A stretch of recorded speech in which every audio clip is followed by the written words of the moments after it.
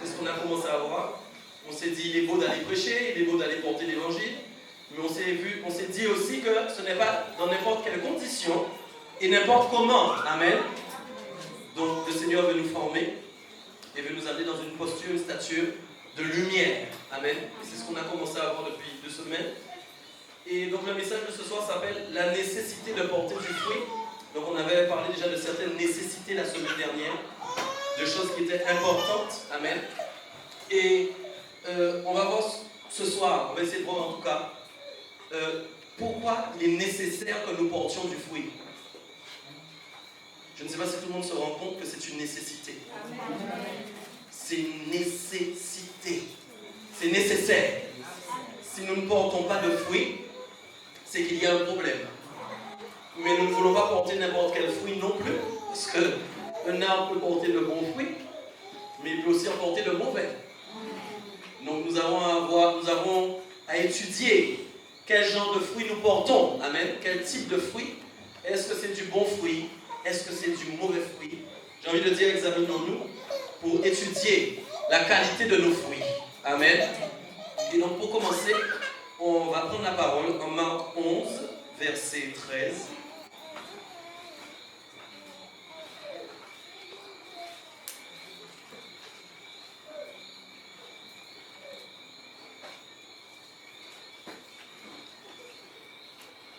Avant de lire, j'ai une pensée que j'ai notée, qui est vraiment une pensée phare pour ce message de ce soir et qui est une pensée à mon avis primordiale. Cette pensée, c'est manifester les dons, oui, mais avec une marche selon l'esprit. Beaucoup de personnes veulent manifester les dons du Saint-Esprit. Vous savez, je vais vous dire quelque chose, les dons du Saint-Esprit, et j'ai déjà dit, on l'a dit à l'église, ce sont des dons que Dieu utilise pour édifier son peuple. Ça veut dire que Dieu utilise n'importe qui, s'il veut. Il utilise qui il veut, qui a le Saint-Esprit. Mais ce n'est pas parce qu'un don se manifeste que cette personne-là marche selon l'Esprit forcément. Ne croyez pas, lorsque vous voyez quelqu'un exprimer des dons dans sa vie, ne vous fiez pas aux dons qu'elle exprime dans sa vie pour vous dire cette personne-là est une personne parfaite qui sert Dieu. C'est totalement faux. C'est un piège. Je préfère quelqu'un qui marche selon l'Esprit mais qui ne manifeste pas encore les dons. Amen. Amen. Il les manifestera en temps voulu. Alléluia. Les dons, nous l'avons dit, ce n'est pas pour nous, c'est pour l'Église, c'est pour le partage. Dieu a instauré des dons pour que nous soyons dans une communauté et que nous recevions des paroles de Dieu. Amen. Mais ce qui compte, c'est de quelle façon tu marches et quel chemin tu as entrepris. C'est pourquoi j'ai dit manifester les dons, oui, mais avec une marche selon le Saint-Esprit. Et en Marc 11, 13, il est dit donc, apercevant de loin un figuier qui avait des feuilles, il alla voir s'il y trouverait quelque chose.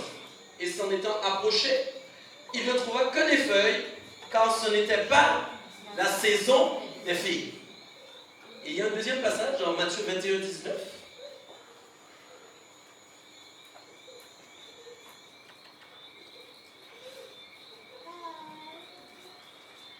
Qui dit, voyant un figuier sur le chemin, il s'en approcha, mais il n'y trouva que des feuilles. Et il lui dit, que jamais fruit ne naisse de toi, et à l'instant, le figuier sécha. Donc il s'agit en fait de la même situation, mais qui est racontée par deux disciples différents. Amen. Donc il y a certaines informations qui apparaissent dans les deux textes, et qui ont leur importance. Mais j'ai voulu commencer par ce texte-là, parce qu'il y a quelque chose qui m'a marqué, c'est que ce figuier, il portait des feuilles. J'ai eu l'occasion de parler de ça mardi soir, mais je reviens dessus parce que ça fait corps avec mon message. Et en général, quand un arbre commence à porter des feuilles, c'est-à-dire qu'il commence à fleurir, n'est-ce pas? Il est accompagné de son fruit. Amen. Mais il y avait un problème. Quand Jésus s'est rapproché, il s'est dit, si je vois des feuilles, c'est que normalement je dois trouver du fruit. Est-ce qu'on est d'accord? Et donc, il y avait déjà une notion qui était importante à ce niveau-là, parce que ce n'était pas encore la saison des figues. Donc pourquoi le figuier portait déjà des feuilles, alors que ce n'était pas encore la saison des figues? Donc ce que j'ai compris après, c'est que ce figuier était planté dans une bonne terre. Vous êtes là ou pas? Amen. Il avait probablement des choses qui remontaient dans ses racines, des éléments, n'est-ce pas, qui lui donnaient normalement à porter du fruit, d'accord? À tel point que tellement il était dans une bonne terre, n'est-ce pas? Il avait du feuillage hors saison. Amen. Mais il avait quand même un dérèglement. Et là où c'était problématique, c'est qu'on aurait pu se dire, mais l'histoire a bien commencé. Il y a un arbre il y a une graine qui a été semée. Elle a porté une fleur, n'est-ce pas? Elle a donné un arbre, n'est-ce pas? Et elle devrait donner donc du fruit. Amen. Le problème qu'il y avait, c'est que quand Jésus s'est rapproché, il n'a pas vu le fruit. Et donc il s'est dit, cet arbre a un problème. Et regardez bien comment il réagit. Il dit donc, que jamais fruit ne naisse de toi. Et à l'instant, le figuier s'échappe. Ça veut dire que quand Dieu nous regarde, Dieu attend que nous soyons des porteurs de fruits. Si nous ne portons pas de fruits, il y a un enjeu même pour notre vie spirituelle. J'aimerais que vous compreniez ça. Et il a dit deux paroles. Là, il a dit, regardez bien, que jamais fruit ne naisse de toi. Et si on revient sur Marc 11, 13, dans la version de Marc, il dit, va plus loin. Prenant alors la parole, il lui dit que jamais personne ne mange de ton fruit. Amen. Donc, au moment où le Seigneur s'est approché de cet arbre, dans le cœur de Jésus, il fallait qu'il y trouve du fruit. Et j'ai envie de vous dire, quand nous commençons à prier, que nous parlons à Jésus, il va se rapprocher de nous. Mais qu'est-ce qu'il trouve en nous à ce moment-là? Où nous sommes-nous plantés? C'est la question que je pose ce soir. Il y a un chemin, il y a une terre, il y a un lieu où on est planté. Et la question que nous devons nous poser ce soir, c'est où nous-mêmes nous nous sommes plantés. C'est pourquoi j'ai noté sur quelle route nous nous sommes plantés, quel chemin nous avons entrepris. Il y a deux routes qui mènent à porter des bons fruits. Il y en a deux. La route de la lumière et la route du Saint-Esprit. Quand on va parler de fruits dans la parole, on va parler du fruit de la lumière et on va parler du fruit du Saint-Esprit. Est-ce que nous sommes d'accord? Donc, ce sont les deux possibilités pour porter du fruit. Je suis désolé, ce n'est pas écrit la chair te fera porter du bon fruit. Cette partie-là n'existe pas. Amen. Donc il y a deux méthodes. Le chemin du Saint-Esprit et le chemin de la lumière. Ok? Matthieu 7, 19.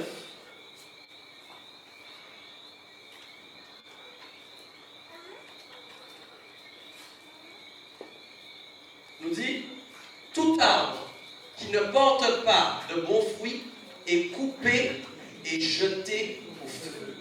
Donc il y a une autre notion qui apparaît. Non seulement tu dois porter du fruit, mais il faut que tu portes du bon fruit. Est-ce qu'on est d'accord?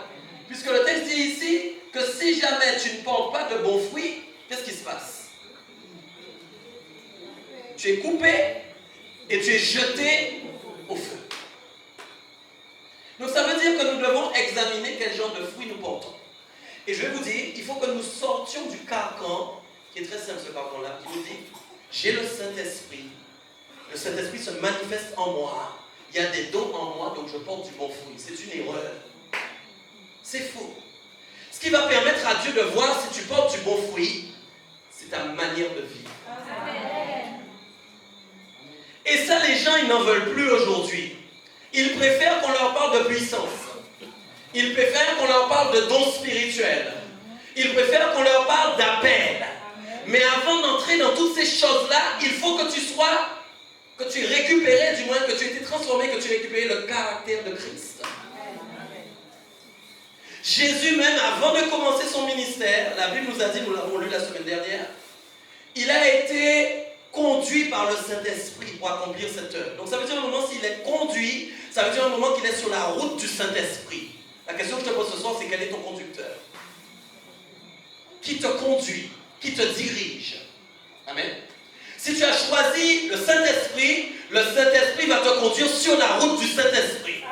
Si tu as choisi la chair va te conduire sur la route de la chair. Amen. Et j'aimerais te expliquer quelque chose. Ce sont deux images importantes. La route de la chair n'a pas les mêmes éléments que la route du Saint-Esprit. Donc si tu visites la route de la chair, tu verras des arbres qui sont différents que ceux qui sont sur la route de l'esprit. Dans la route de l'esprit, il y a des arbres qui portent du bon fruit. Dans la route de la chair, il y a des arbres qui portent du mauvais fruit. réalité parfois, c'est de changer de route quand cela nous semble bien. J'emprunte la route du Saint-Esprit aujourd'hui, mais demain j'ai envie d'emprunter la route de la chair. Parce que dans la route de la chair, il y a quelque chose qui me convient.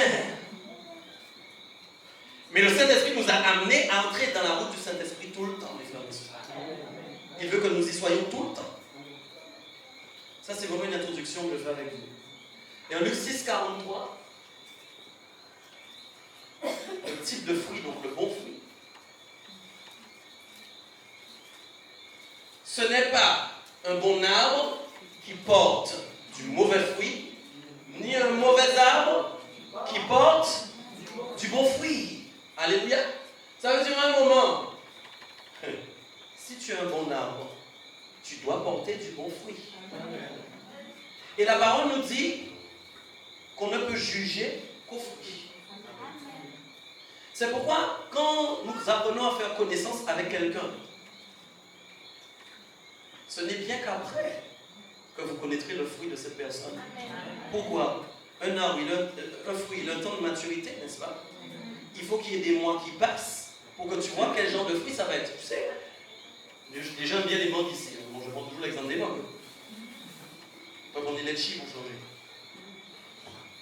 Ils ont vu un litchi qui leur plaît, qui commence à pousser.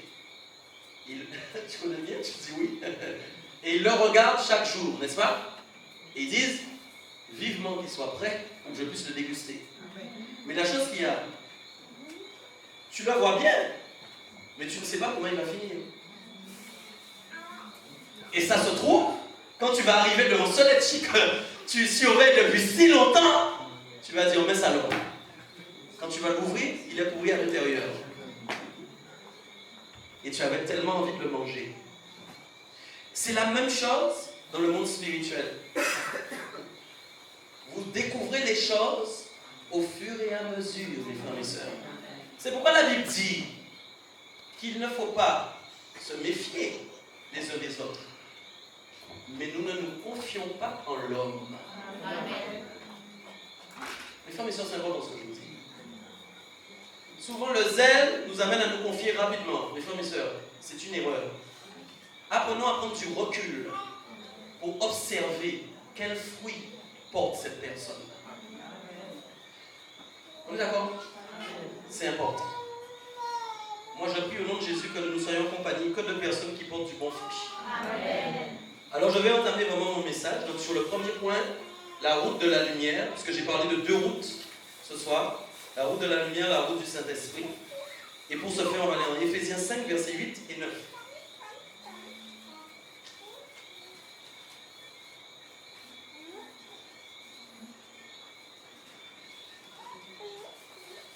Ok, on va lire ensemble, peuple de Dieu, comme ça on ne dorme pas ce soir. Amen. Éphésiens 5, 8 et 9.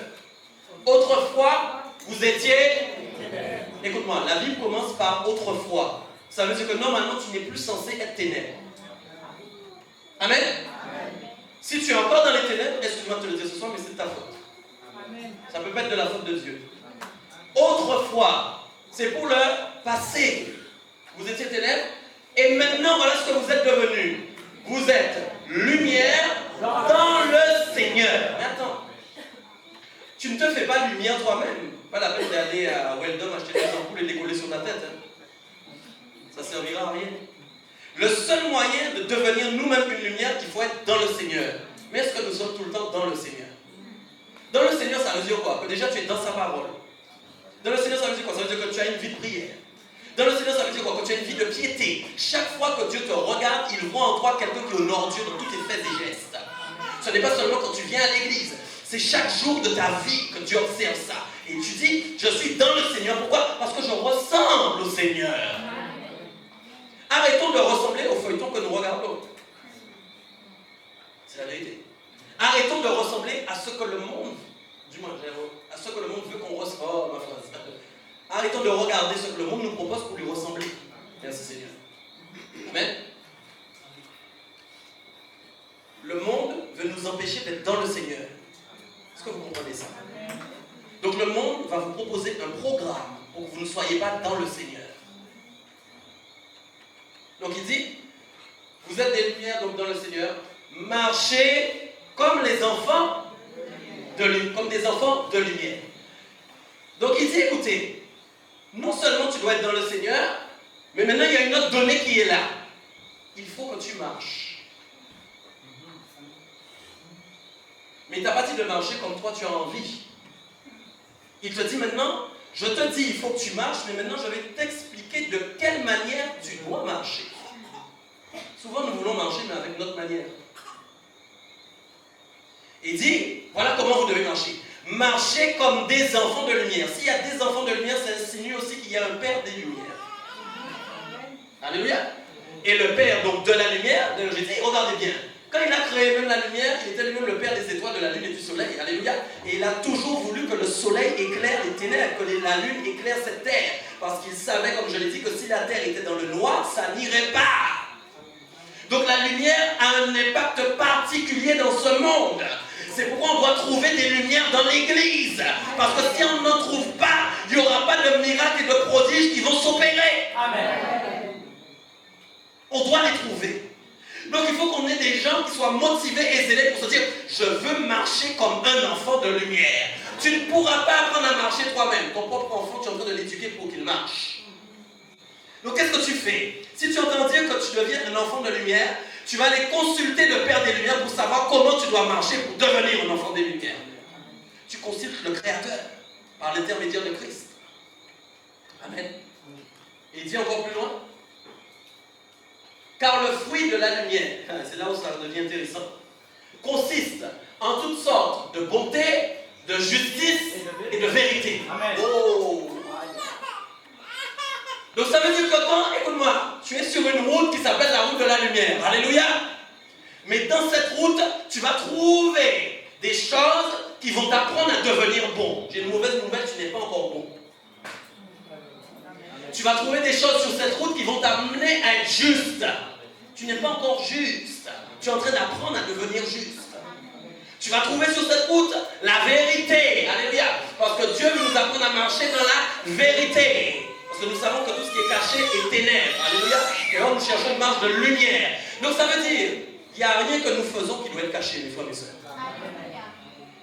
Ça c'est très important. Nous devons entrer dans un niveau de vie où nous n'avons plus rien à cacher. Les maris là, maintenant vos téléphones doivent sonner, votre femme peut répondre. Amen. Et les femmes pareil. Est-ce qu'on se comprend? Ta femme peut débarquer à n'importe quel moment sur toi. Est-ce qu'on se... Mais écoutez, c'est important ce que je vous dis. Nous sommes des enfants des lumières, de la lumière, pardon, ok? Nous ne sommes pas des enfants des ténèbres, amen? Nos œuvres doivent être vues, nos œuvres doivent être entendues, alléluia. S'il y a des œuvres qui sont cachées, il faut les sortir tout de suite parce que ça n'ira pas plus tard. Tout ce qui est caché te suit et t'amène sur une autre route. Ce n'est pas la route du Saint-Esprit, c'est la route des ténèbres, la route de la chair. Amen? C'est très important. Alléluia. On va prendre un autre passage pour expliquer encore ça. 1 Jean 2, 9 à 11. 1 Jean 2, 9 à 11. Quand vous faites des choses avec les gens, alléluia, dès que les gens commencent à vous dire de cacher, s'il vous plaît, fuyez. Il y a un problème. Mais écoutez, un enfant de lumière ne peut pas employer le mot cache. Et vous devez réfuter ça tout de suite. Si tu parles avec un frère qui te dit cache, tu vas lui répondre, écoute-moi, il y a un problème. Si tu veux que je cache des choses, c'est qu'il y a quelque chose qui ne va pas chez toi. C'est la vérité ce que je dis. Vous devez parler de tout. Pourquoi? Vos œuvres doivent être bonnes. Si vous cachez, c'est qu'il y a une œuvre qui n'est pas bonne, il y a une œuvre pourrie là quelque part. Celui qui dit qu'il est dans la lumière. Déjà, il m'a dit, nous sommes des enfants de lumière. Alléluia. Moi, je t'écoute quand tu me dis que tu es un enfant de lumière. Ok. Donc, celui qui dit qu'il est dans la lumière. Ok. Et qui est son frère est encore dans les ténèbres. Amen. Je vais parler de ça. Les gens voient tout de suite le mot haïr comme si c'est quelque chose où il a haine, il va prendre son couteau, il va le tuer. C'est pas ça. Le mot haïr qui est employé là, c'est que tu as quelque chose contre ton frère. D'accord? Et dans le mot haïr, il y a d'autres mots qui sont compris dedans. Animosité, rancœur. Est-ce qu'on se comprend? Des sentiments qui ne sont pas de Dieu. Donc tu ne peux pas dire, tu es dans la lumière et tu penses comme ça envers un frère. Mais écoute-moi, la Bible est claire. Si tu as quelque chose contre un frère ce soir, règle ça dès maintenant. Parce que la Bible dit, celui qui est son frère est encore dans les ténèbres. Et c'est la suite qui m'intéresse. Celui qui aime son frère demeure dans la lumière. Alléluia. L'Église a un problème avec aimez-vous les uns les autres. C'est quelque chose, ça. Ça, c'est vraiment le combat de l'Église. Je ne parle pas le véritable. Hein. À Siloé, je suis sûr que c'est pareil. Ailleurs, je suis sûr que c'est pareil. On lit aimez-vous les uns les autres, mais on n'a pas envie d'aimer. Pourtant, Christ nous a aimés le premier. On se doit d'aimer les uns les autres. Alléluia. Mais on a un problème avec ça. Et puis notre œil a un gros problème aussi. Et je vais vous expliquer pourquoi. Celui qui aime son frère demeure dans la lumière. Donc, et aucune occasion de chute en lui. Je veux parler de ça. Donc c'est celui qui aime son frère est dans la lumière et qu'aucune occasion de chute est en lui. Celui qui est dans les ténèbres, les occasions de chute sont en lui. Amen.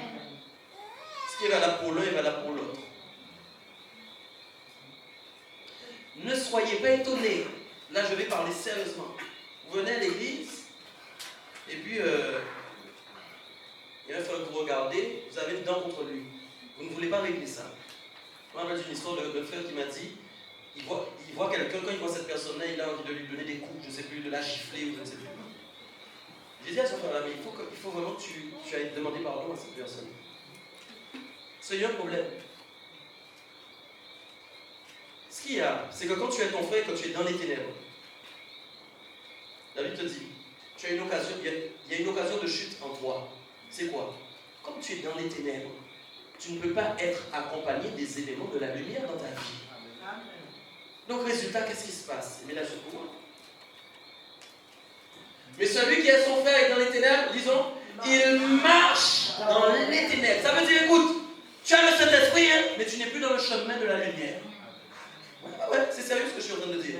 Tu as le Saint-Esprit en toi, mais tu n'es plus dans le chemin de la lumière. Et donc il dit, il marche dans la lumière et il ne sait où il va. Parce que les ténèbres ont aveuglé ses yeux. Et ça, c'est important. La notion de visibilité. Les gens ne voient pas devant eux parce que les ténèbres les aveuglent sans le savoir. Amen. Donc écoute, quand tu as des choix à faire pour ta vie, tu as l'impression que tu n'entends pas la voix de Dieu. Écoutez, il y a des choses qui se présentent à toi, mais tu n'arrives pas à trouver le chemin. Est-ce qu'on est d'accord? Mais parce qu'il y a un aveuglement en toi à cause du fait que tu as un problème avec quelqu'un. Est-ce qu'on est d'accord? Amen. Donc résultat, tu es environné non de la lumière, mais des ténèbres. Et la Bible te dit, tu as vu même un défaut. Amen. Romains 14, 13.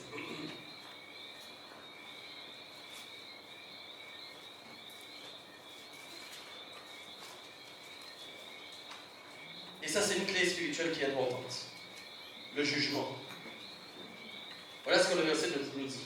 Ne nous jugeons donc plus les uns les autres.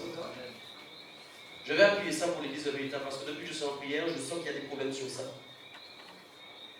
Et pour tout le monde aussi, amen. Mais j'accentue le Véritable parce que je sens dans la prière qu'il y a un problème sur ça. Quand la Bible te dit ne nous jugeons donc plus les uns les autres. Un jugement, c'est quoi? Un jugement, c'est quand tu regardes quelqu'un et que tu dis, ah, il fait ça mal, il fait ça pas bien, c'est pas bon, il sait pas bon ce qu'il fait. Tu as déjà jugé. Est-ce que vous savez ça? Tu as déjà jugé. Parce que tu es en train de dire, c'est bien ou c'est pas bien. Mais qui es-tu pour savoir si c'est bien ou si c'est pas bien? Amen. Ce qui est bon pour toi n'est pas forcément bon pour les autres. Amen. Et il dit ensuite, mais pensez plutôt à ne rien faire qui soit pour votre frère une pierre d'achoppement ou une occasion de chute. Ça veut dire que les gens qui sont dans le jugement, eux aussi sont dans les ténèbres et ils sont des occasions de chute pour ceux qui les entourent. Amen. Entourez-vous des bonnes personnes, s'il vous plaît. Amen. C'est sérieux ce qu'on est en train de dire.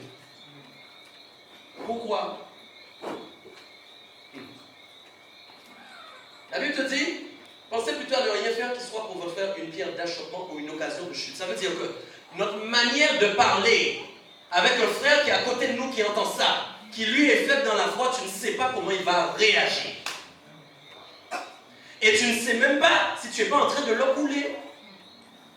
Est-ce qu'on se comprend? Amen. Tu ne sais pas si toi-même, par ta parole, par ta pensée, tu n'es pas en train de couler le frère. Amen. À cause du jugement que tu es en train de porter. Alléluia. Et 2 Pierre 1,10.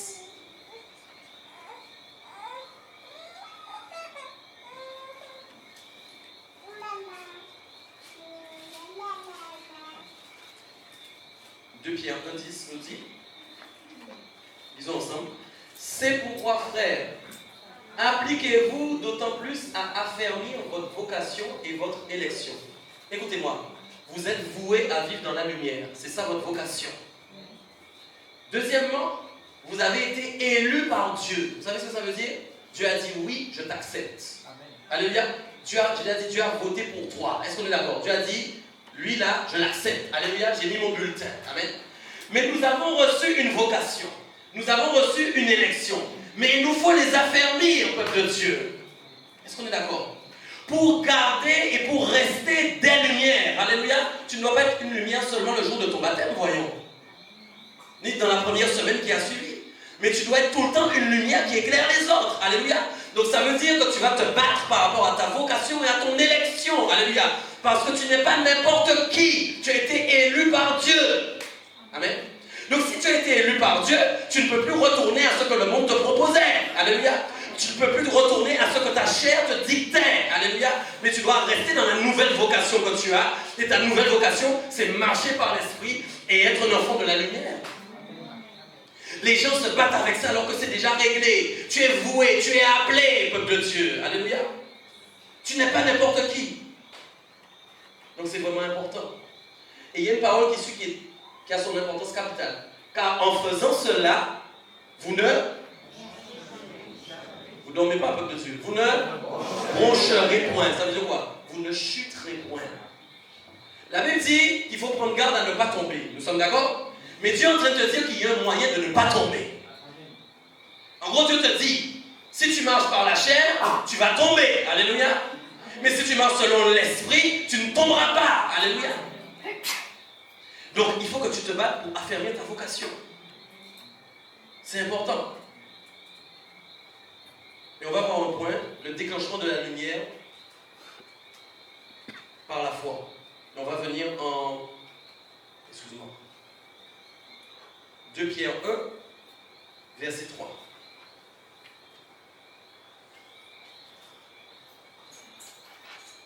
Donc il nous dit, comme sa divine puissance nous a donné tout ce qui contribue à la vie et à la piété. Donc Dieu est en train de dire, la divine puissance de Jésus-Christ, amen, qu'est-ce qu'elle a fait dans ta vie? Elle t'a donné la vie, mais elle t'a donné aussi la piété. Amen. Alors pourquoi nous ne sommes pas pieux?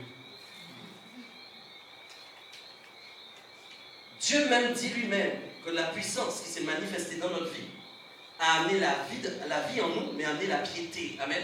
La piété, c'est quoi? Ça veut dire que nous sommes appelés à être un peuple qui honore Dieu dans tous nos faits et gestes. Amen. La piété, ça veut dire que tout ce que nous faisons est honorable à Dieu. Alléluia. Et je disais encore au groupe de louange ce matin, c'est pas seulement quand on est dans la louange qu'on est pieux. Alléluia. C'est tout le temps dans notre quotidien. Est-ce qu'on est d'accord? Ça doit être visible, qu'il y a une piété qui est visible en nous. Le problème aujourd'hui, c'est que quand Dieu disait son grand nom est souillé, à cause du peuple, de son propre peuple qui était le peuple juif, à cause du péché du peuple, écoutez bien, Dieu disait c'est mon nom qui est souillé, à cause de leur comportement, parce qu'ils n'avaient pas une vie de piété. Donc quand Dieu nous regarde, il regarde les églises, qu'est-ce qu'il dit? Il dit, j'ai besoin de voir s'il y a un lieu, s'il y a un peuple, et que les gens peuvent dire, c'est bien Dieu qui est avec eux. Mais aujourd'hui, c'est souvent plus le contraire, peuple de Dieu. À cause de nous-mêmes, et le nom de Dieu n'est pas glorifié. Et pourtant, nous disons que nous sommes enfants du Père des Lumières. C'est quand même problématique. C'est pourquoi je dis ce soir, c'est important de comprendre ce message. Il faut prier pour que nos cœurs changent. Il faut prier pour que nos pensées soient transformées. Il faut prier pour que nos attitudes soient changées. Il faut prier pour que nos actions soient transformées aussi. Qu'en toute chose, en tout point, nous ressemblions à Dieu. Est-ce qu'on est bien d'accord? Quelle est notre disposition? Quelle est notre volonté de plaire à Dieu? Quel est ton niveau de désir de plaire à Dieu? C'est ce que je te pose là ce soir. Dis ça ce soir en toi. Je veux plaire à Dieu. Mais il faut que tu y crois. Alléluia. Tu veux lui plaire, oui. Donc il dit, il y a une puissance qui a été donnée, elle a contribué à quelque chose dans ta vie. Alléluia. La vie et la piété. Par quel moyen? La vie et la piété n'est pas arrivée comme ça en toi. Alléluia. Dieu a utilisé un moyen pour la faire naître en toi, pour les faire naître en toi. Au moyen donc de la connaissance de celui qui nous a appelés par sa propre gloire et par sa vertu. Donc ça veut dire à un moment, Dieu a permis que nous puissions connaître le Père des Lumières. Si Jésus-Christ n'avait pas permis que tu connaisses le Père des Lumières, tu ne serais pas devenu un enfant de lumière. D'accord? Donc Dieu a permis que la connaissance touche ton cœur. Alléluia. Et ça, c'est une vraie grâce, peuple de Dieu. Parce que si à ce jour, la connaissance n'était pas venue à toi, tu serais dans la rue et tu ne serais pas un enfant de lumière. Donc nous devons honorer cette grâce particulière que Dieu a faite en nous. En nous disant, nous ne sommes pas assis là par le fruit du hasard. Nous sommes assis là parce que nous avons été élus par Dieu. Et c'est ce qu'on appelle la prédestination. Tu es prédestiné à être une lumière. Tu dois découvrir ton identité. Ton identité est particulière. Tu n'es pas comme les autres. Tu es différent. Le diable fait tout pour vous faire croire que vous êtes comme avant. C'est faux. Parfois on s'assoit, on réfléchit et puis on dit c'est pas possible ça. On refait les mêmes choses qu'on voudrait ne plus faire. C'est pas vrai? On a marre de nous-mêmes. Alléluia. Il nous faut demander à Dieu toute son autorité sur nos vies. Que l'on change radicalement. Si quand les gens n'ont pas de désir de changer, il n'y aura pas de changement. Certains disaient là, le changement c'est maintenant. Alors dites à Dieu ce soir, le changement c'est maintenant. Ceux qui ne disent pas, c'est qu'ils n'ont pas encore la foi pour changer.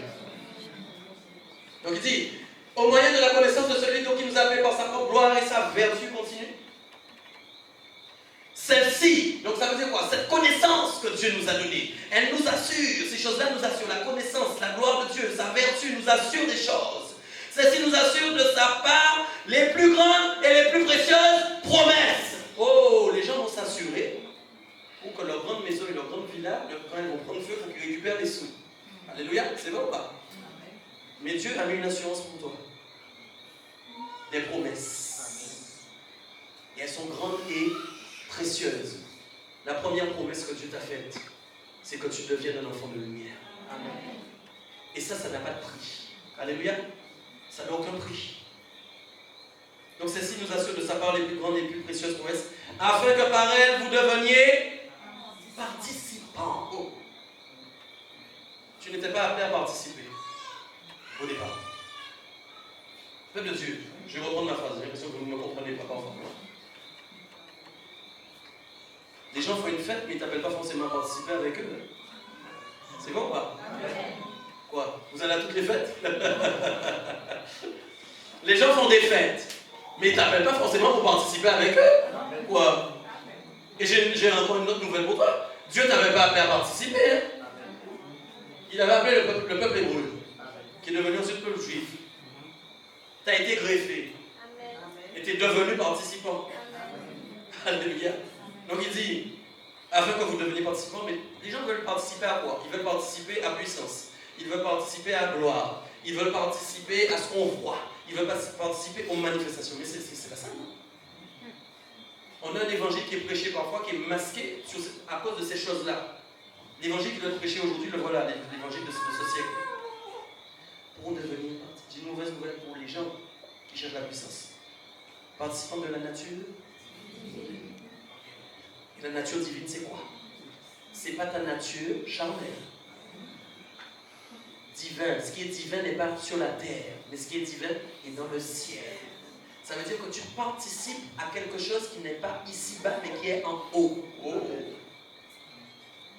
Et Dieu te dit, c'est une nature divine. Ça veut dire quoi? Si c'est une nature divine, c'est une nature divine qui doit vivre en toi et qui doit être visible. Alléluia. Donc Dieu dit, je t'invite à participer avec moi. Écoute-moi, je vais transformer la phrase pour que tu comprennes mieux. Moi Dieu, non c'est pas moi Dieu, hein. Moi Dieu, je t'invite à participer à moi-même. Vous me comprenez pourquoi? Qu'est-ce qu'il y a? Les gens disent même, vous ne comprenez pas mon langage, vous dites même pas amen. Ça vous intéresse pas en fait. Moi Dieu, je t'invite à participer à moi-même. Mais quoi? La nature divine, c'est la nature de Dieu. Amen. Moi j'ai bien envie d'être comme ça. Alléluia. Afin que vous deveniez donc participants de la nature divine, en fuyant, et c'est là où les gens s'arrêtent, la corruption qui existe dans le monde par la convoitise. La nature divine est dans le ciel. Elle vient du ciel, elle ne vient pas de la terre, je viens de le dire. Donc ça veut dire que dans le ciel, il n'y a pas de convoitise. Amen. Donc du coup, ce que tu reçois est à contrario de ce qu'on te propose sur la terre. Tu as un problème avec ça. Amen. Tu as un problème avec ça. Et Dieu dit, il faut que tu mettes tes pieds sur tes épaules. Fuis la corruption. À un moment, n'essayez pas de combattre trop si vous voyez que vous êtes trop faible. Il vaut mieux partir. Il y a des gens qui vont te dire, ouais, mais non, mais tu es pas assez fort spirituellement quand même, voyons. Reste devant jusqu'au jour où tu vas gagner. Moi, je te donne un conseil. Fuis la corruption. C'est ce que la Bible dit. Ne résiste pas avec la corruption. Alléluia. Mais fuis-la plutôt. Amen. Ok, donc, c'est pas fini, c'est important. Donc, s'il y a eu une connaissance, il y a eu un moment qu'il a fallu croire à ce que Dieu nous a raconté, n'est-ce pas? Dieu nous a parlé. Amen. Dieu nous a parlé en direct un jour. Nous sommes d'accord ou pas? Et ce jour-là, lorsqu'il nous a parlé, nous avons eu un choix à faire de croire ou de ne pas croire. Amen. Mais nous avons cru. Et voilà ce que la Bible dit. C'est pour nous mettre des lumières. À cause, tu peux continuer, à cause de cela même, faites vos efforts. Donc Dieu dit, à cause de tout ce que j'ai fait dans ta vie, les gens voudraient un Dieu casino. C'est quoi le casino? J'y vais pas, je précise. Mais je viens, je baisse. Est-ce qu'on est d'accord? Et donc, je réceptionne, je reçois ce que Dieu a à me donner. Amen. Ça, c'est pas le fonctionnement idéal. Ça ne va t'amener nulle part. Pourquoi? Quand Dieu dit à cause de cela, déjà, Dieu t'a pas dit fais des efforts. Si je te dis toi fais des efforts comme ça, tu n'as pas envie de faire des efforts, je te comprends, je t'ai rien dit. Mais je te dis moi maintenant, à cause de cela même. C'est pas la même chose. Ça veut dire à cause de tout ce que j'ai fait pour toi. Peuple de Dieu, est-ce que tu es avec moi ce soir? Amen. Est-ce que tu te rends compte déjà de tout ce que Dieu a fait pour toi? Amen. Donc étant donné tout ce que Dieu a déjà fait pour toi, il te dit, mais à cause de cela même, n'est-ce pas? De cette connaissance que j'ai amenée dans ta vie, de cette gloire qui est venue en toi, de cette vertu particulière, à cause de ça, tu me dois bien ça, peuple de Dieu quand même. Tu me dois bien de devenir une lumière pour que j'ai enfin un témoignage qui résonne sur la terre. Que quand je te regarde, les gens disent Dieu est là. Il faut que ça résonne. Donc à cause de cela même, faites tous vos efforts. Et là il va te dire maintenant, fais des efforts. Alors dis ce soir, je vais faire des efforts. Il faut en faire, peuple de Dieu. Ne sois pas un chrétien casino. Assis là et qui attend, bloum, bloum, bloum, que ça tombe. Qui ne fait aucun effort. On est dans un monde où on nous apprend la paresse. J'ai prêché sur ça. On nous apprend à être paresseux. Et notre paresse, elle s'immisce dans notre vie spirituelle. Si tu es paresseux dans le monde, tu seras paresseux spirituellement. Si tu es paresseux au travail, tu seras paresseux dans la prière. Ça m'étonne que tu sois meilleur ailleurs. Est-ce qu'on se comprend? Les gens rigolent, donc j'ai mis dans le mille. Est-ce qu'on se comprend? Faites des efforts. Donc il dit faites des efforts, mais pas n'importe quel type d'effort. Donc faites tous vos efforts pour joindre à votre foi. Donc la foi c'est quoi? La foi c'est le moment où tu as cru en Christ. Est-ce qu'on est d'accord? Et que tu as dit je t'accepte en tant que Seigneur et Sauveur. viens dans ma vie. Ça, c'est déjà bien. Il y a des gens qui s'arrêtent là. Et il y a des chrétiens qui n'iront jamais plus loin. J'espère pas ici, mais je vous le dis. Il y a des chrétiens qui n'iront jamais plus loin que la foi. Amen. Juste la foi. Vous savez quelle foi? La foi qui sauve. La foi pour le salut. Amen. Mais leur être intérieur, leur vie spirituelle, ça les intéressera. Donc c'est pourquoi il dit, maintenant tu vas faire un effort pour joindre à ta foi la vertu. Vertu, c'est une façon vertueuse de penser et on va dire, j'ai noté une bonne morale. Bon, je vais dire son nom. Une bonne morale, c'est quoi? Ça veut dire que ma manière de penser, elle est saine. D'accord? Donc ça veut dire, au moment où Dieu te dit, fais un effort déjà, tu as cru, tu as eu la foi, mais maintenant il faut que tu rajoutes à la foi une bonne manière de penser. D'accord? Donc Dieu est en train de te dire, ne viens pas avec ta foi, avec ta mauvaise manière de penser. Ça ne fonctionnera pas. Parce que tu peux dire, je crois en Christ, mais tu penses mal. Amen. Donc Dieu est en train de dire, toi-même tu dois faire un effort. C'est toi qui dois faire l'effort. Écoute-moi, c'est pas Dieu qui va le faire pour toi. Dieu attend de toi que tu fasses cet effort. Que tu dises, je me rends compte quand je m'analyse. Les gens n'aiment pas s'examiner. Combien de temps vous vous examinez dans une semaine? Assieds-toi et commence à dire à Dieu, je me rends compte qu'il y a ça qui ne va pas dans ma vie. Je me rends compte que mes pensées même sont corrompues. Je me rends compte que ma manière de faire, ma manière de réfléchir n'est pas bonne. Alléluia. Donc tu dis à Dieu maintenant, mais quand je sais que tu es un Dieu de l'impossible, et que j'ai cru en toi éternel, et que tu me dis maintenant, moi je dois faire des efforts, je vais faire des efforts, Seigneur. Amen. Mais cette parole-là n'intéresse pas les gens souvent. Je vais faire des efforts moi-même, pourquoi? Pour changer. Alléluia. Et quand tu vas commencer à faire ton effort, c'est pourquoi je dis tout le temps aux gens, venez, quand on prend rendez-vous avec les pasteurs, je ne parle pas de moi seulement, pasteur Gabi, toi aussi d'ailleurs. Quand vous prenez rendez-vous avec les pasteurs, d'accord?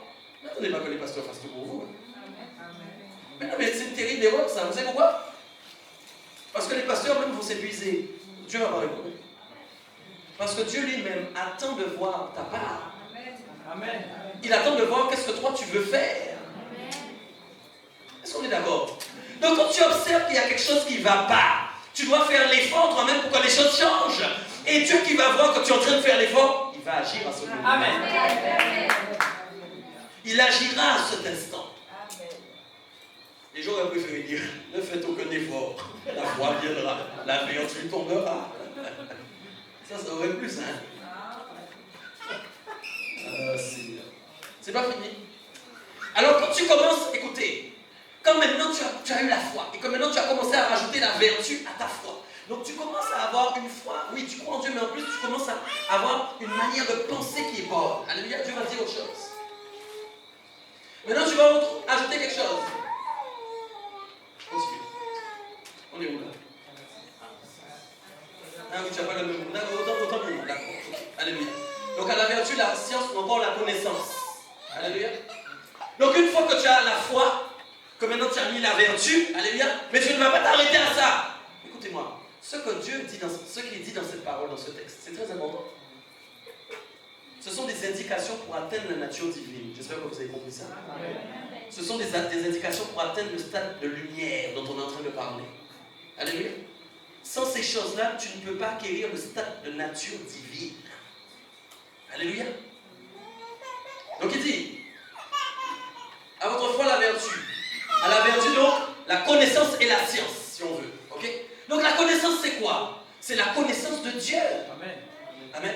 Mais tu ne peux pas connaître Dieu si tu ne lis pas la parole. Amen. Tu ne peux pas connaître Dieu si tu ne discutes pas avec lui. Amen. Tu ne peux pas connaître Dieu si tu ne médites pas devant lui. Amen. Tu ne peux pas connaître Dieu si tu ne cherches pas sa face. Amen. Donc si tu dois le connaître pour acquérir sa science, alléluia, il faut que tu le cherches. Amen. Donc ça veut dire, tu ne t'es pas arrêté seulement à croire. Tu ne t'es pas arrêté seulement à te dire, je vais changer ma manière de penser. Maintenant tu vas plutôt, il me faut plus pour aller plus loin. Amen. J'ai un vrai désir, j'ai un vrai feu. Alléluia. Et c'est ce que l'Église doit avoir comme moteur. Et il dit encore après. Donc à la science maintenant, La tempérance. Et moi, j'ai un autre mot qui va encore plus vous parler et qui me fait sourire déjà. La maîtrise de soi.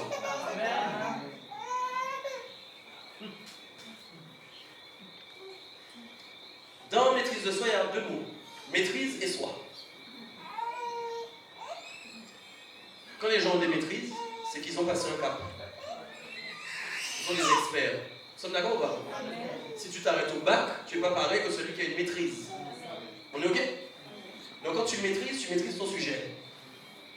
Nous maîtrisons plein de sujets. Oh là là là là.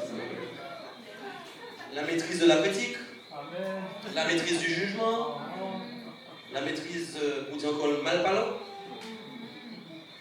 Hein? La maîtrise des méfiances. Et j'en passe. Il n'y a aucun problème. Maintenant, on te parle de maîtriser maintenant autre chose. Que tu aies une maîtrise d'autre chose. De toi-même. Dieu lui-même qui t'a créé. Alléluia. Il est maître de toute sa création. Ne crois pas à un moment que Dieu est en train de perdre le contrôle sur sa création. Je te le dis. Et Dieu est au contrôle de toutes choses. C'est réglé. Est-ce qu'on est d'accord? Donc Dieu attend de toi aussi, maintenant qu'il vit en toi par l'intermédiaire de son Saint-Esprit. Les gens, ouais, ils prophétisent, ils parlent en langue, c'est bien. Mais ils sont dehors, et puis tu n'y reconnais pas. Comme par hasard, Dieu t'a fait tomber sur la personne ce jour-là. À l'église, prophétie, dehors une furie. Donc ça veut dire ton comportement, ton caractère, ta maîtrise de soi. Alléluia. À quel niveau tu es. Et il faut que tu ajoutes à tout ce qu'il y avait avant la maîtrise de soi. Est-ce qu'on est d'accord? Ne viens pas te dire, ah, pasteur, après sur la maîtrise de soi, j'ai la maîtrise de soi, c'est bon, c'est réglé pour moi. Hein? C'est la maîtrise de soi que tu rajoutes à tout ce qu'on a dit avant. Alléluia. Ce sont des paliers. Pourquoi? Nous avons dans le monde eu du mal à nous maîtriser. C'est pas vrai? Et il y aura encore plein de situations dans vos vies où le malin va vous tenter pour ne plus vous maîtriser. Notamment et surtout dans la colère. Vous êtes conscient de ça? Le diable attend une occasion favorable pour dire, tu vois, il est comme moi. Et Dieu lui attend une chose, c'est que Dieu dise, c'est mon enfant, il est comme moi. Amen. Alléluia. Donc quand les gens viennent pour vous tenter, pour que vous puissiez perdre le contrôle de vous-même, éloignez-vous. Partez loin. Si vous voyez que ça commence à partir en cacahuète, comme on dit, fuyez. Est-ce qu'on est d'accord? Se maîtriser, c'est aussi ça. Donc il dit donc, à cette connaissance que vous avez reçue, vous devez ajouter la maîtrise de soi. Alléluia. Et ensuite on continue. Donc la tempérance. Et à la tempérance, on va ajouter autre chose. La patience. Oh.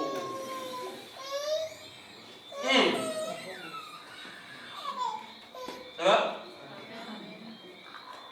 Mais écoutez, c'est la patience qui va nous rendre parfaits. Est-ce que vous vous rendez compte de ça? Parce que c'est justement l'impatience qui tue la foi. De l'impatience naît des murmures. Est-ce que vous savez ça? Parce que quand on est impatient, qu'est-ce qui se passe? On va commencer à parler. Amen. Quand nous sommes impatients de voir quelque chose se réaliser et que nous ne voyons pas la chose se réaliser, qu'est-ce que vous allez faire? Vous allez commencer à parler de cette chose-là. Alléluia. Mais Dieu nous demande d'être parfaits dans la patience, je vous l'assure. Patience veut dire quoi? Dieu lui-même est patient avec nous. Et je vais rajouter, il use de patience. Parce que quand tu regardes à toi-même et à ta vie, non, sincèrement, moi je me mets dedans. Moi je me dis parfois, Seigneur, tu es vraiment patient avec moi. Alors nous souhaitons que Dieu patiente avec nous, mais nous ne voulons pas par contre patienter avec les autres. Et qu'est-ce qui se passe? Les gens débarquent, ils arrivent dans les églises, et puis ils veulent refaire le monde. Ils veulent refaire l'église. C'est ce que je vous dis. Parce que leur impatience à eux de voir les choses qu'ils ont envie de voir se réaliser est en train de se manifester dans leur vie. Mais si tu es là comme ça, tu vas trouver une église comme ça, tu vas patienter de voir les choses se réaliser. Amen. Attends. Je prends un exemple, mais c'est la vérité ce que je dis.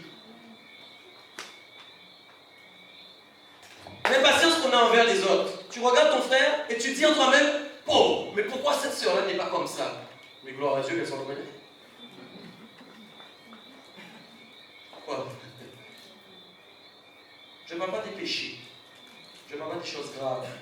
Je parle des choses simples. Que parfois dans nos relations, nous sommes exigeants avec les autres. Amen.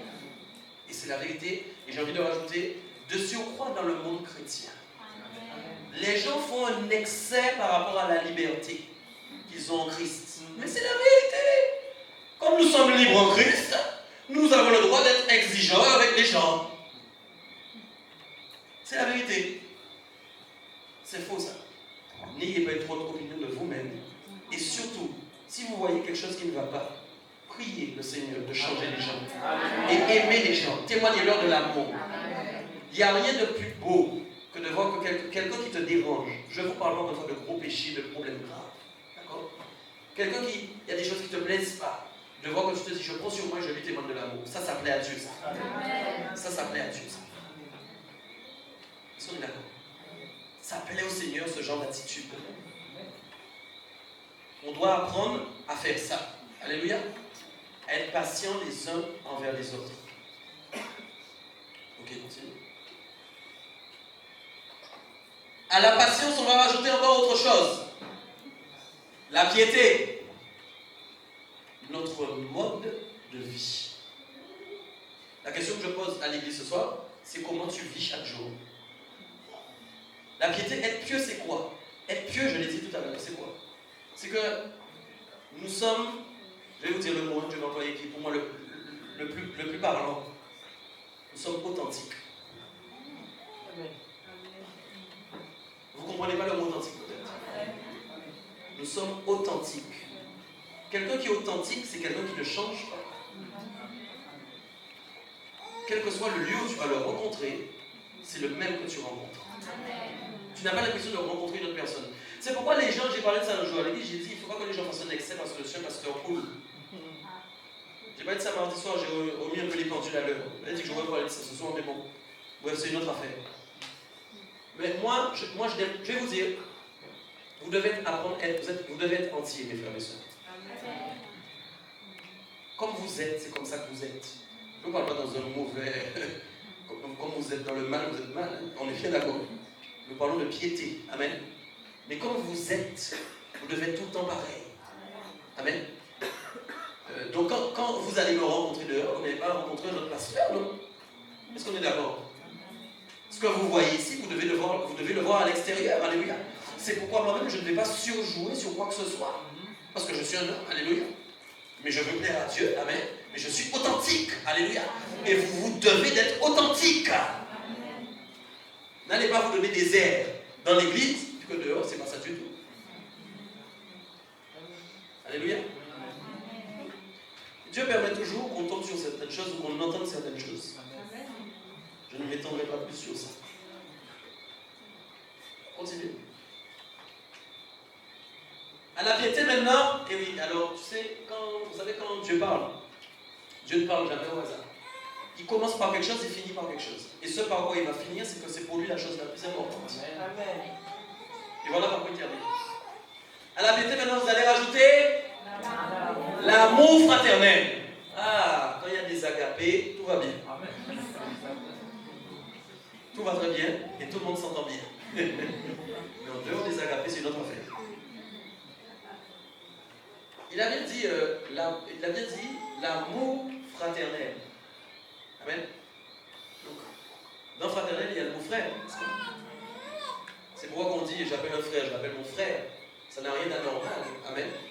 Mais c'est une preuve, c'est pas un frère de bouche. Est-ce qu'on se voit? C'est pas un frère de bouche, c'est un frère de cœur.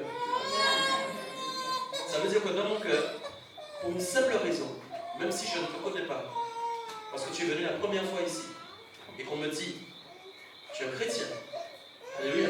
J'ai accepté Christ dans ta vie, dans mon cœur, parce que je dois vraiment me méfier. Alléluia. Tu es mon frère. Parce que nous sommes issus de la même famille. Est-ce que nous sommes d'accord? L'amour fraternel, c'est ça. Et donc s'aimer, c'est quoi? S'aimer les uns les autres, on le dit. Donc l'amour fraternel, c'est d'abord s'accepter les uns les autres. Comme nous sommes. Alléluia. Et il dit ensuite, à l'amour fraternel, pour terminer, c'est ça le plus important, la charité. Et c'est pourquoi dans ma version, je préfère, il dit à l'amitié fraternelle. L'amour. C'est plus parlant. Amen. Amitié fraternelle veut dire nous sommes amis. Amen. Mais il va rajouter quelque chose qui est maintenant la notion la plus importante. L'amour. S'il n'y a pas d'amour, il n'y a pas les autres choses. Est-ce qu'on se comprend? C'est bien de dire Amen. Mais on doit le voir. Amen. Est-ce qu'on est d'accord? Ça doit se sentir. Ça doit s'entendre. Ça doit se comprendre. Amen. Parce que je peux dire, j'aime pasteur Gabi, mais que dès que j'ai un moment, c'est pas ce qui se fait. Je suis en train de parler sur son dos. Et ça, c'est très représentatif de ce qui se passe. Des fois dans l'église. Alléluia. L'amour ne médite pas le mal. Amen. Amen. C'est pourquoi soyez, vous savez, des fois on dit on veut avoir le discernement de ci, le discernement de ça. Mais il y a un discernement simple que Dieu nous a donné simplement par rapport à sa parole. N'allez pas chercher midi à 14h. Dieu te parle d'amour. Quand tu vois des circonstances, des situations où tu vois qu'il y a un problème, ce n'est pas l'amour de Dieu qui est là, tu ne peux pas participer à ce genre de choses. C'est important ce que je vous dis. Parfois on a l'impression que les gens prennent un plaisir à s'asseoir dans les bêtises. Hein? Les mauvaises compagnies corrompent les bonnes mœurs. Et ça ne marche pas que pour le monde, ça marche pour l'église. Parce que dans l'église, il y a des bénis, il y a des boucs, il y a des brebis, il y a des loups. Désolé de vous annoncer cette bonne nouvelle ce soir. Mais je vous l'annonce pour que vous puissiez la comprendre. Et il y a brebis et brebis. 5 catégories. J'ai bien compté. Brebis, bouc, bélier et loup. Quoi? Tu es étonné? Les loups, je les mets dehors. Est-ce que vous comprenez ça? Et les béliers, les boucs, il va falloir réussir à les dompter. Parce qu'ils sont là, on ne peut pas les mettre dehors. Parce qu'ils doivent rester, ils n'ont rien fait. Mais en même temps, ils nous posent problème. Et ce genre de boucs et ce genre de béliers, qui ont des tailles de corps différentes, donc qui attaquent différemment, qu'est-ce qu'ils font? Ils viennent semer la panique et le trouble. Je suis là pour me mettre devant eux. Je ne dis pas ça au hasard. C'est spirituel tout ce que je dis. Je prie et je ressens des choses. D'accord? Et la Bible dit, il y a encore brebis et brebis. Ça veut dire qu'il y a 2 catégories de brebis. Il y a les vraies brebis et il y a les fausses. Encore autre chose. Celles qui se font passer, elles ont un beau pelage bien brillant. Mais en fait, c'était une perruque. Ouais, et qui font bé. On se présente. Ok? Ça va dehors? Alléluia, vous entendez bien le message? Gloire à Dieu. Est-ce qu'on est d'accord? C'est important ce que je dis. Et c'est ça le problème qui vient corrompre. Moi, ce que je me dis, je suis peut-être un fou. J'espère trouver une église où il n'y aura que des brebis. Amen. Amen. Et je vous assure que s'il n'y a que des brebis, ça veut dire qu'il n'y a que de l'amour. En fait. C'est ça qui change les données. Alléluia. Amen. Je vais aller sur le dernier point. Donc la route du Saint-Esprit. Donc j'ai parlé de la route de la lumière et je ferai un point bref sur la route du Saint-Esprit qui est importante. On va aller en Galates 5,16.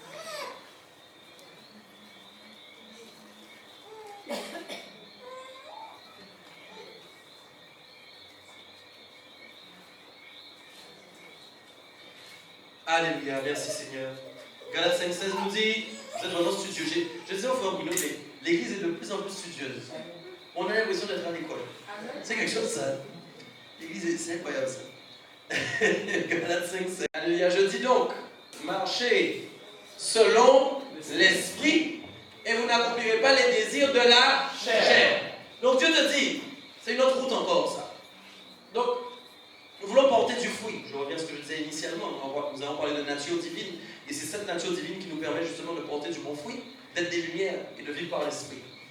Et on disait donc, il dit, nous ne voulons pas accomplir les désirs de la chair. Et on va lire souvent, la chair a des désirs contraires à ceux de l'esprit. Et puis les gens prennent rendez-vous et puis on se bat, pasteur, avec notre chair, on se bat avec notre chair, on ne se comprend pas. Mais écoute, Dieu t'a déjà donné la solution. Si tu marches selon l'esprit, tu n'accompliras pas les désirs de la chair. Parfois, on se bat inutilement. Donc ça veut dire, si tu luttes avec tes désirs charnels, ou si ta chair a le pas sur toi, c'est que tu ne marches pas encore selon l'esprit. Et la phrase est très claire. Marche selon quelque chose. Et ce quelque chose, c'est l'esprit. Alléluia. Donc ça veut dire que la marche que tu entreprends, elle est dirigée par ce que le Saint-Esprit te dira de faire. Et donc le Saint-Esprit te dira toujours de faire des choses qui sont contraires à la chair, voyons. Alléluia. Donc ce qui veut dire, tu peux avoir l'esprit, mais ne pas marcher dans l'esprit. Et l'esprit est là en toi. Mais chaque fois qu'il sonne, toi tu ne réponds pas. Chaque fois qu'il parle, tu bouches une oreille. Est-ce qu'on est d'accord? Quand l'enfant commence à marcher, le bébé, oui mon bébé, il dort, oui il dort, elle ne marche pas encore. Qu'est-ce que tu fais en général? Déjà tu as hâte qu'elle commence à s'asseoir. Amen. Quand elle s'assoit, tout le monde applaudit. Nous on a applaudi aujourd'hui, c'est ça? Oui, hier, oui, entre hier et aujourd'hui. Le bébé commence à s'asseoir. On est content. On applaudit. Alléluia. Puis là tu te dis, bon bébé, il va falloir que tu commences à marcher à quatre pattes. Amen. Mais le parent suit tout ça avec l'enfant. Et qu'est-ce qu'il fait? Il pousse l'enfant. Vous êtes là ou pas? Il pousse l'enfant pour que l'enfant y aille. Amen. Même si moi je ne suis pas trop pressé qu'elle grandisse, hein? Mais bon. Vraiment pas même. Mais, et puis, après, il va commencer à essayer de se mettre debout. Amen. Et puis quand il se met debout, qu'est-ce que tu fais? Tu prends sa main. Et puis tu l'accompagnes. Amen. Il ne marche pas encore, donc il tombe des fois, il chute, tu le relèves. Amen. Et puis un beau jour, il fait ses premiers pas. Et il marche. Quand nous avons reçu le Saint-Esprit, nous venions d'arriver dans ce qu'on appelle le schéma de la nouvelle naissance. Parce que la Bible dit, baptisez-vous. Amen. Pour le pardon de vos péchés. Et vous recevrez le Saint-Esprit. Donc ça veut dire qu'un nouveau schéma de naissance, ça veut dire quoi? Je vais naître, mais je suis un enfant. Et j'ai besoin d'apprendre à marcher. Mais gloire à Dieu. Il ne t'a pas laissé seul pour apprendre à marcher. Il t'a donné le Saint-Esprit pour t'apprendre à marcher. Alléluia. Est-ce que l'enfant bébé dit, non papa, lâche mon bras, je vais marcher? Il ne dit pas ça. L'enfant sait qu'il a besoin de ses parents pour pouvoir avancer. Donc nous devons être pareils avec le Saint-Esprit. C'est pourquoi ayez un cœur d'enfant avec Dieu. Lâchez un peu vos cœurs d'adultes. Ceux qui vous donnent de l'orgueil, qui vous donnent toutes sortes de mauvais sentiments qui ne sont pas à la gloire de Dieu. Vous êtes des adultes, vous êtes quelqu'un. Quel adulte? Devant la mort, qui est adulte? Amen. Alléluia. Donc soyons des enfants pour le bien. Cherchons à obéir à tout ce que le Saint-Esprit va nous dire. Alléluia. Dès que le Saint-Esprit sonne, tu réponds Amen, Alléluia, merci papa. Amen. Va à droite. Merci papa, je vais à droite. J'ai envie d'aller à gauche, mais j'irai quand même là où tu me dis d'aller. Alléluia. Souvent on dit je veux aller à gauche, je veux aller à gauche, va à droite, je vais à gauche quand même. C'est bien après tu dis ouais, j'ai mal au dos. Amen. Activez votre écoute du Saint-Esprit. Cherchez la voix de Dieu. Amen. Pour l'entendre, pour l'écouter. Laissez-vous enseigner par le Saint-Esprit. Il va vous apprendre à marcher. Vous marchez selon l'Esprit, vous n'accomplirez pas les désirs de la chair. Donc ça veut dire quelque chose, j'ai une bonne nouvelle pour toi ce soir. Dis Amen. Amen. Tu ne marches plus par la chair. Amen. En tout cas, tu en as les moyens. Amen. Tu en as les moyens. Et je vais entamer un dernier point pour finir, parce qu'il y a des choses à voir encore. Le problème de la liberté. J'en ai parlé vaguement tout à l'heure, on va prendre Galates 5, versets 13 à 15. C'est un problème qui me semble important. et qui freine aussi notre dimension de lumière. Ok. Donc, lisons ensemble, frères, vous avez été appelés à la liberté. Mais en fait, je crois que je me demande si c'est le bon mot qu'on aurait dû mettre. Parce que j'ai l'impression que les gens ont un problème avec ce mot-là. Vous savez, quand je suis devenu chrétien, j'ai remarqué quelque chose. C'était en métropole, hein, donc peut-être ça ne se fait pas ici. Et je remarque que les gens, comme ils étaient chrétiens, ils pouvaient tout se permettre. Donc, genre, mais comme on est chrétien, je débarque chez toi à n'importe quelle heure. Ah, tu as l'air de. J'espère que trop de personnes ne débarquent chez toi, Pasteur Gabi.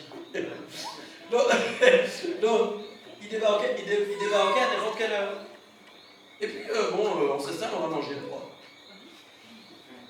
Mais on est chrétien. C'est un exemple que je prends. Et je me dis donc, il y a un problème probablement dans la compréhension de ce mot-là. Alléluia. Que comme on est chrétien, on peut tout se permettre. Même des choses qu'on ne se permettait pas dans le monde. Ça, c'est quand même bizarre. Donc, il dit bien, vous avez été appelés à la liberté. Mais mes frères, mais sur quelle liberté? Rappelle-toi que spirituellement, avant, tu avais une chaîne à tes pieds et que tu n'étais pas libre de faire ce que tu voulais. Les esprits qui te dirigeaient te menaient à pécher. Est-ce qu'on est d'accord? Ton péché même t'amenait à repécher. Tu étais esclave du péché, esclave du diable, esclave des ténèbres. Donc quand Jésus t'a libéré, tu es devenu libre de ces choses-là. Ta chaîne a été brisée et tu as été libéré. Alléluia. Donc tu es appelé à être libre. Alléluia. Mais en Jésus-Christ. Amen. Donc si tu es libre en Jésus-Christ, tu es lié au précepte de Jésus-Christ, à la manière de vivre de Jésus, à la manière de fonctionner de Jésus, à la manière de penser de Jésus. Donc ta liberté est liée à son fonctionnement et pas au tien que tu as adapté avec ta propre liberté, voyons. Les choses que Jésus ne ferait pas, nous on les fait. C'est de l'excès. Donc vous avez été appelés à la liberté, seulement ne faites pas de cette liberté un prétexte pour vivre selon la chair. Christ qui t'a libéré était spirituel. Tu n'as pas un Dieu que tu as choisi, un Seigneur qui était charnel. Tu as un Seigneur qui était spirituel, qui vivait par l'Esprit de Dieu. Alléluia. C'est ton exemple. Donc tu dois le suivre. Amen. Donc cette liberté est un prétexte pour vivre selon la chair, mais rendez-vous, c'est ce que j'aime avec la parole. Il te dit quelque chose, ne vivez pas, ne prenez pas cette liberté pour un prétexte pour vivre selon la chair. Mais voilà ce que j'attends de vous, en fait, il est en train de dire. Ce que j'attends de vous, c'est quoi? Mais rendez-vous par la charité, par l'amour, n'est-ce pas? Serviteurs les uns des autres. Voilà la dimension de la liberté. Quand tu n'étais pas à Christ, tu ne pouvais pas faire ça. Amen. Tu ne pouvais pas servir les autres. Dans le monde, c'est chacun pour soi. Il y a un truc qui suit dans le monde, je sais pourquoi. Et l'expression, chacun pour soi, Dieu pour tous. Voilà leur Bible. Donc, comme on était dans le chacun pour soi, et puis il y a d'autres choses. Donc, dans le chacun pour soi avant, quelqu'un venait chez toi. Amen. Tu l'as invité. Tu dis, ah ouais, je l'ai invité déjà 2 fois chez moi. Tant qu'il m'a invité 2 fois chez lui, moi je ne l'invite plus. Je suis sûr que vous avez vécu ça. À tel point que les gens font des choix d'amis dans ce domaine-là. Oui, dans le monde, c'est comme ça que ça fonctionne. Tu viens chez moi, si tu ne m'invites pas chez toi, moi je ne t'invite plus chez moi. Quoi, c'est pas vrai alors ce que je dis. Si je t'ai donné ça, il faut que toi aussi tu me donnes ça. Donc ça veut dire qu'ils sont à l'encontre de la parole de Dieu, d'accord? Ils ne sont pas dans la liberté. Et encore moins, donc servez-vous les uns les autres. Amen. Mais maintenant tu n'es plus dans le monde, désolé. Dieu t'appelle à donner sans recevoir. Amen. Un ami n'est pas ami parce qu'il t'a rendu ce que tu lui as donné. Quelle erreur. L'ami peut-être ne peut pas te donner ce que tu lui as donné. Il n'en a peut-être pas les moyens. Amen. Et oui, mes frères et sœurs. C'est pourquoi arrêtons de fonctionner comme ça dans notre... Ça, c'est vraiment des pensées qui ne sont pas de Dieu. Et ça s'immisce dans l'église, parfois, dans notre fonctionnement. Comme tu embrasses un frère, comme ça. On entend le bruit jusque là-bas. Si le frère t'a pas embrassé de la même manière, c'est qu'il a une dent avec toi. Tu t'es déjà fait tout un film. Ton niveau de bisou n'est peut-être pas le même niveau que lui. Non mais on rigole, mais je vous assure que c'est réel ce que je vous dis. Combien de fois des gens me disent, pasteur, j'ai l'impression que des gens ne disent pas bonjour, mais arrête avec ça. Peut-être le frère t'a pas vu. Et puis, toi, tu as peut-être de la facilité. Toi, tu as la facilité. Vas-y, vers les gens. Il y a toujours des trucs en retour, des trucs en retour. Ça prouve une chose, c'est que tu n'es pas libre si tu fonctionnes comme ça. Tu n'es pas encore libéré. Tu es encore dans une prison. Sinon, nous, là, pareil, les serviteurs, on arrête de servir. Oh là là, si c'est pour que j'en reçoive. Enfin, bref. Si c'est pour que j'en reçoive. Alléluia. Ce que je donne, mais j'arrête la mission tout de suite. J'ai déjà abandonné. Nous servons pour l'éternel, pour plaire à Dieu. On le fait avec plaisir parce qu'on sert le Seigneur. Alléluia. On n'attend rien en retour de la part des gens. Sauf du respect. Je précise. Amen. C'est important. Donc rendez-vous par la charité, serviteurs, donc les uns des autres. Car toute la loi est accomplie dans une seule parole. À l'époque, Moïse montait, il allait chercher les commandements sur la montagne. Amen. Et il fallait suivre tous les commandements qui étaient donnés. La Bible te dit que si par un seul commandement que tu mets en place dans ta vie, tu vas accomplir tous les autres sans savoir. Amen. Toute la loi est accomplie dans une seule parole. Tu aimeras ton prochain comme toi-même. Quand tu aimes quelqu'un comme toi, tu t'aimes. Les gens s'aiment beaucoup.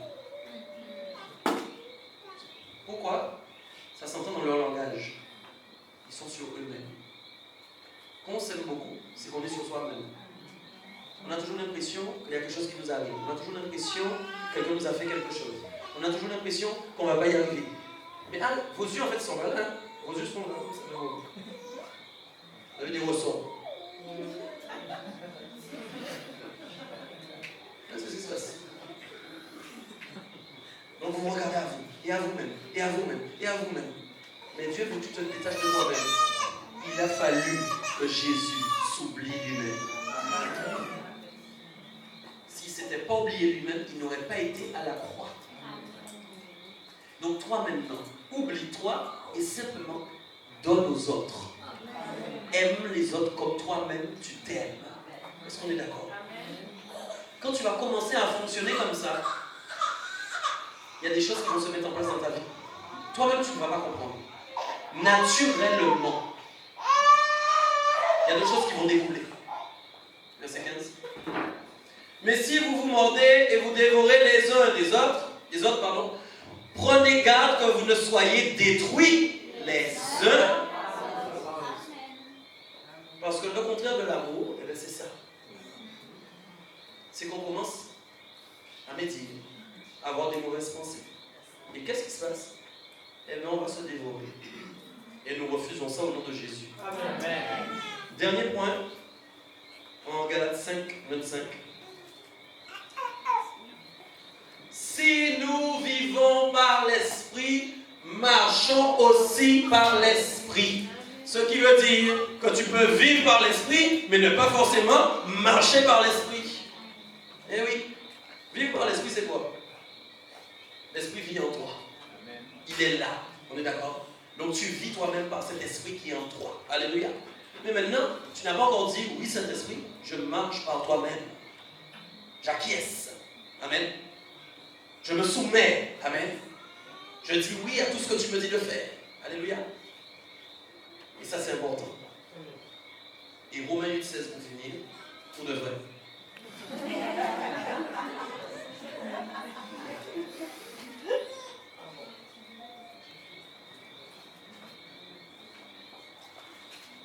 Lisons ensemble les yeux. L'Esprit lui-même, rend témoignage à notre esprit. Si tu vis par l'Esprit, le Saint-Esprit lui-même qui vit en toi, il résonne dans ton esprit. Et voilà ce qu'il dit. Tu es un enfant de Dieu. Tu es un enfant de Dieu. Tu es un enfant de Dieu. Tu es un enfant de Dieu. Comprenez ça? Voilà ce que l'Esprit est en train d'attester à ton esprit ce soir. Commence à dire, je suis un enfant de Dieu. Je suis un enfant de la lumière. Alléluia. C'est important. L'Esprit même parle à ton esprit et il dit ces choses-là. Alléluia. Tu es un enfant de Dieu. Alors c'est pourquoi nous prions vraiment que dans tous les combats qu'il y a, Amen, Le désir de nos cœurs ce soir, c'est de devenir des lumières. Amen. C'est l'affaire de tous. J'espère qu'on en est conscient. Amen. Et que nous désirons tous vraiment devenir ces enfants de Dieu.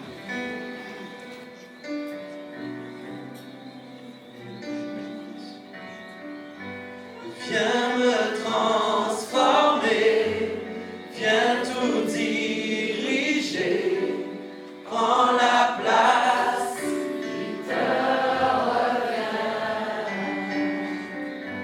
Et viens me transformer, viens tout diriger, prends la place qui te revient. Viens me transformer. Viens me transformer, viens tout diriger, Prends la place qui te revient.